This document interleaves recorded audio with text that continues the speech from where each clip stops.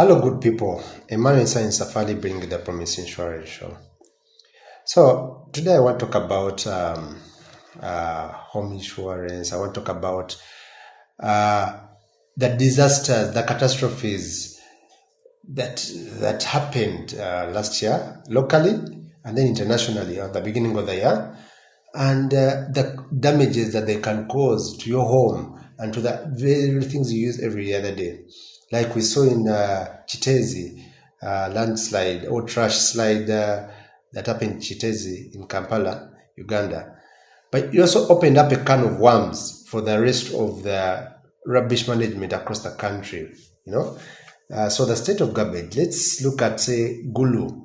We see, of course, this is at a lower scale. We see Homeowner, not as much, but still catastrophic. These used to be, these are relatively small towns. Mbale. Let's look at Kabale. Kabale was a massive garbage site open, Kampala, of course, is infamous, very infamous, and is being the capital city. It also shows, this is Masindi, not so much Jinja. Jinja, of course, is also the industrial town of this country.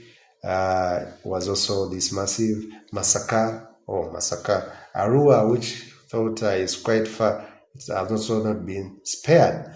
But let's look at on the other side, the extreme side of this is now the US. This was the beginning. Let's just listen in here briefly. The wealthiest communities in the U.S. is experiencing the worst fire in its history. Situated at the foothills of the Santa Monica Mountains, the Palisades typically escape damage as Santa Ana winds blow past, since the winds will usually blow any fire up to the north. However, this time, hurricane-force winds drove the flames directly into the neighborhood, reducing many homes to ashes. On January 7th, around 10:20 a.m. local time, a live camera with Alert California, a UC San Diego program to monitor wildfires and disasters in real time, picks up smoke rising. This is the first sighting of the Palisades fire. 6 minutes later, Plane Spotter at LAX catches first plumes of smoke on its live stream. Not what we want to see here in Southern California. Fire has now broke out. At 10:58 a.m., resident David Hansen received a video from his mother showing thick orange smoke billowing outside her house on Piedra Morada Drive. The fire size was upgraded from 10 to 200 acres, while containment remained at 0%. We're in the Palisades Highlands and the fire road is literally on fire. David Hansen drove to reach his mother and recorded the Palisades fire as it burned an entire hillside beside the road. From his mother's backyard, David filmed helicopters dropping water onto the nearby fires. He tells ABC News he saw them hovering over the edge of Santa Ynez Reservoir and were using a hose to draw up water. The fire spread rapidly, and flames encroached on David's mother's yard. Neighbors rallied together, using water from swimming pools to fight the advancing fire. With 2 more zones ordered to evacuate and 3 new evacuation warnings issued, David decided to drive out. But with high volumes of vehicles trying to evacuate, and with 3 road closures on the Pacific Coast Highway, escaping the flames proved to be difficult for residents. As David drives, he films the road filled with abandoned cars on Palisades Drive. Firefighters are seen battling the flames. David and his mother make it out safe from the flames, and he tells ABC News that thanks to the effort of quick-thinking neighbors, David's mother's home has for now survived. We're through the fire. Evacuation shelters are placed around the city, and Governor Newsom declares a state of emergency in California. By night, reports show that the Palisades fire has grown to 1,262 acres, and 2 additional fires occur nearby, Eaton Fire and Hearst Fire. Windy conditions complicated firefighting efforts. We're getting a 70-knot wind speed. We're going to have to shut down water dropping operations. Also cancel that 2 additional copters. January 8th, 12:29 a.m. Palisades fire size has grown to 2,921 acres and is upgraded to 11,802 by 11:45 a.m. Unfortunately, we have 2 reported fatalities to civilians. Unknown cause, significant injuries. Lydia, at 5:57 p.m., CAL FIRE reported that the Sunset Fire in the famed Hollywood Hills had started, bringing the total to 5 active fires in the state. The Palisades Fire remained the largest, reaching 17,234 acres. Santa Ana winds expected, fueling more gusty winds. The Sunset Fire, which crossed more than 40 acres, was fully contained, but at 3:12 p.m., Kenneth Fire started to burn 50 acres in West Hills. On January 10th, the Palisades Fire has grown to nearly 20,000 acres with 6% containment, and the Eaton Fire to nearly 14,000 acres with 0% containment. Governor Newsom calls for an independent investigation into the, quote, loss of water pressure to local fire hydrants and the reported unavailability of water supplies from the Santa Ynez Pacific Palisades Reservoir had been arrived to help battle the flames. Local disaster in U.S. history based on costs. This task force is made up of local, state, and federal partners designed to investigate the cause of these fires and to see if there's any connection between them. As of Wednesday, January 15th, at least 25 people have died, and more than a dozen others remain unaccounted for. 4 fires are still active, with... Wow, imagine this. And let's just, for more perspective, let's just listen into this article that featured in the Finance and Trade magazine. It's an article, local publishing, in April article. Let me just read about just 2 columns here, just to give you an insight and an overview vis-a-vis. Yes, this looks like an extreme case. It may never happen, but I think it can also happen. If the mudslides happened in Kiteezi, and it exposed the vulnerability we have whenever incidents happen, those catastrophes, because there are things that should have been planned by cities and towns, but many times there is no plan or contingency plan. Now, if such a thing happens in a developed country and it has caused such catastrophe, what about us? So let's just listen in and just learn a few lessons, because it pointed out some quite lessons. So it gives you, of course, the occurrences here, what happened, the facts, the timing of the fire season in California are variable depending on the amount of prior winter and spring precipitation, the frequency and severity of the weather, such as heat waves and wind events, and moisture content in vegetation. California typically sees wildfire activities between late spring and early fall, peaking in the summer with hotter and drier conditions. According to the climate scientists, climate change increases the likelihood of the event by creating first a very strong rainfall, which resulted in more vegetation, and then a very strong drought, which dried the vegetation. Climate change also increases the intensity of the winds, reduces the amount of water available for stopping the wildfires. It's also important to note that the extreme weather events such as wildfires are becoming more severe and frequent because of pollution caused by burning of gas, coal, and oil.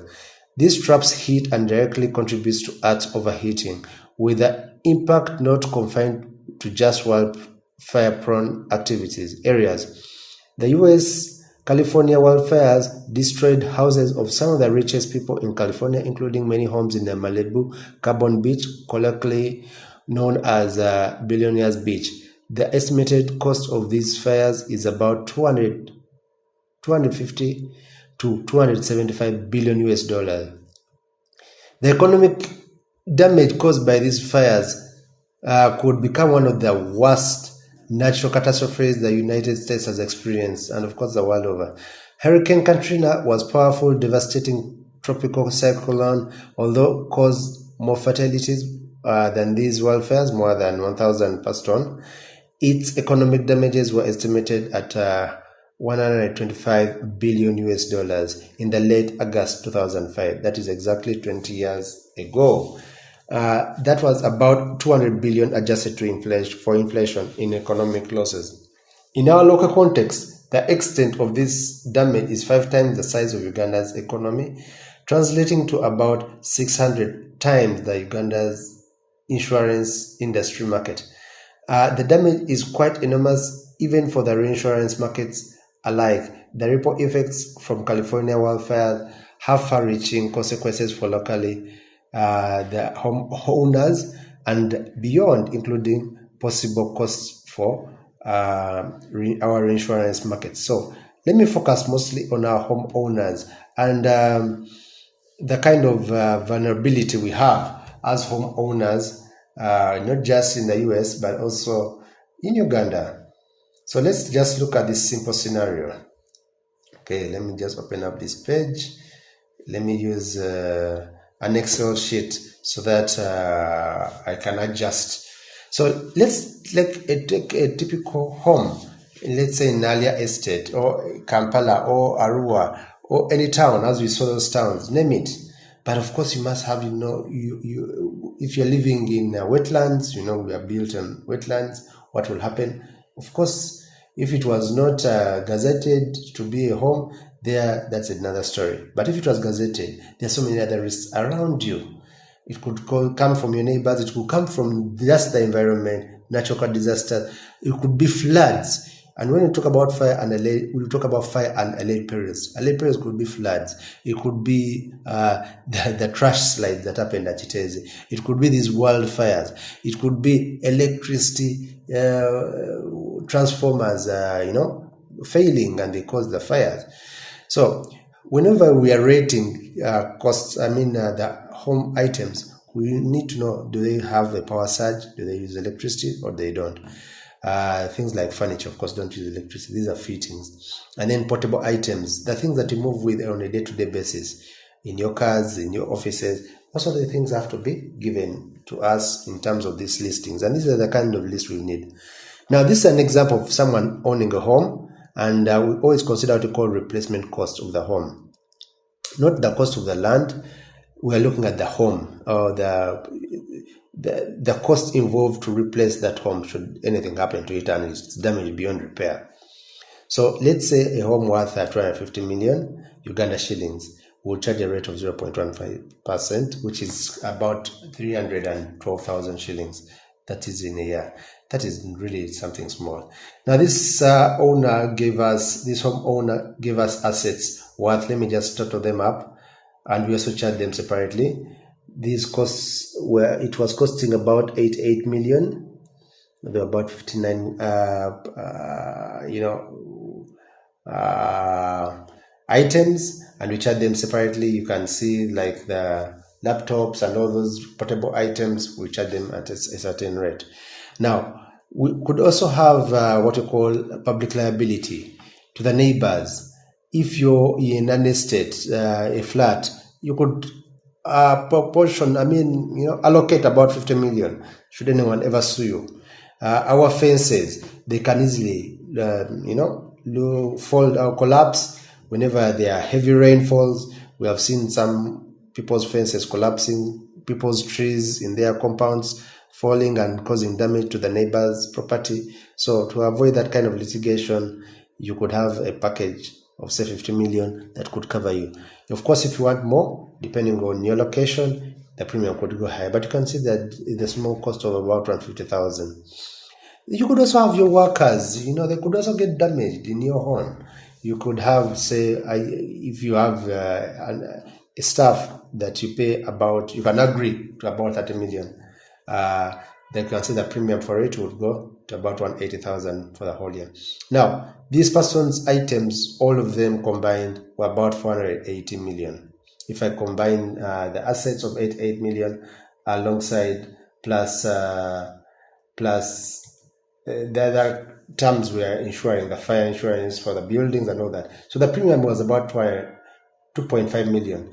Plus the taxes, it comes to 3 million. Now this client could say that, I don't have all this money at once.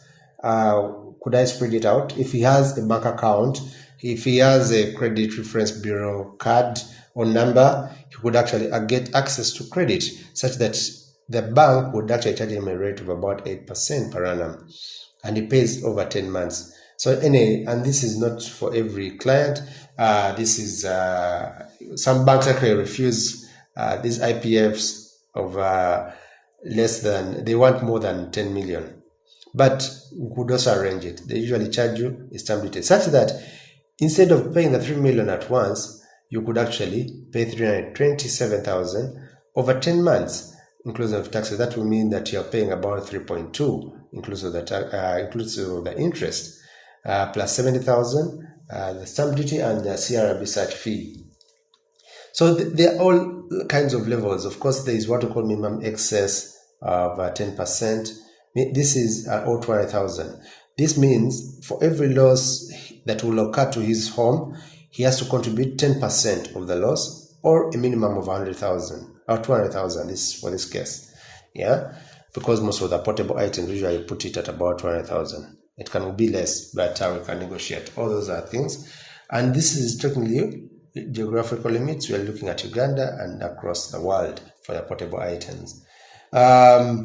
So what does it cost you really for you having items or a home worth having, say, 418 million, and you only charge a premium of about 3 million? So these are the solutions, and these are the discussions we want to have as Ugandans, so that we are not